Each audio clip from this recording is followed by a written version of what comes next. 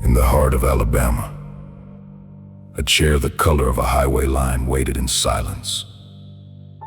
Painted bright yellow with state road paint, it earned a motherly nickname that hid its deadly purpose. This is the story of Yellow Mama, the most infamous electric chair in American history. Welcome to the Crime and Punishment Vault. Before 1923, Alabama left executions to the county's men and women swung from county gallows in private. Then the state took over in 1923. Lawmakers chose electrocution as the new official method. At Kilby State Prison near Montgomery, they built a special death chamber. The man they chose to build the chair was no ordinary carpenter. British-born inmate Ed Mason was serving 60 years for theft and grand larceny. A master craftsman, Mason constructed the oak electric chair in 1927. For his work, the state rewarded him with a 30-day pass. He took the pass and never came back. Mason was later found in a New York penitentiary. The chair he left behind would become legend. Why yellow? Right next door to the prison sat the State Highway Department lab. They painted the chair with the same bright highway line yellow used on Alabama roads. The color stuck. The name stuck.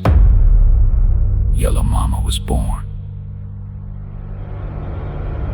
On April 8, 1927, Horace Devon became the first man to die in Yellow Mama. Between 1930 and 1976, 135 more souls would follow. The chair remained at Kilby until 1970, when it was moved to Holman Correctional Facility in Atmore. For decades, Yellow Mama was the only way the state of Alabama carried out death sentences. But justice in Yellow Mama was not always swift or clean. On April 22, 1983, John Louis Evans, the first post-Furman execution in Alabama, was strapped in. The first 30-second jolt hit. His body tensed so violently the electrode on his left leg snapped off. Smoke and flames poured out from under the hood covering his head. Doctors entered the chamber. He was still alive.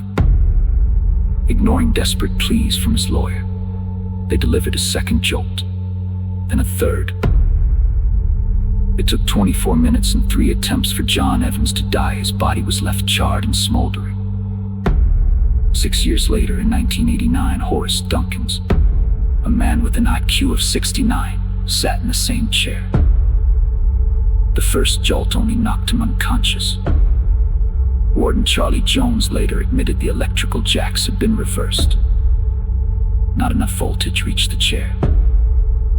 It took 19 long minutes for Horace Dunkins to finally die.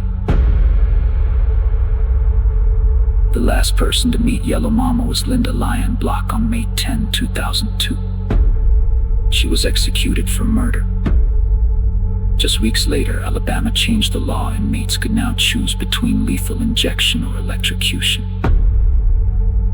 Yellow Mama was quietly moved to an attic above the execution chamber at Holman. She still waits there today, stored and ready, in case any future condemned inmate chooses the chair over the needle. Yellow Mama stands as a stark symbol of a brutal chapter in America's history of crime and punishment. A highway yellow throne built by a prisoner who escaped his own sentence, only to leave behind a machine that would claim over 150 lives. The chair remains a reminder that the machinery of death is never as clean or certain as the state would like us to believe. This has been the first episode of Crime and Punishment Vault.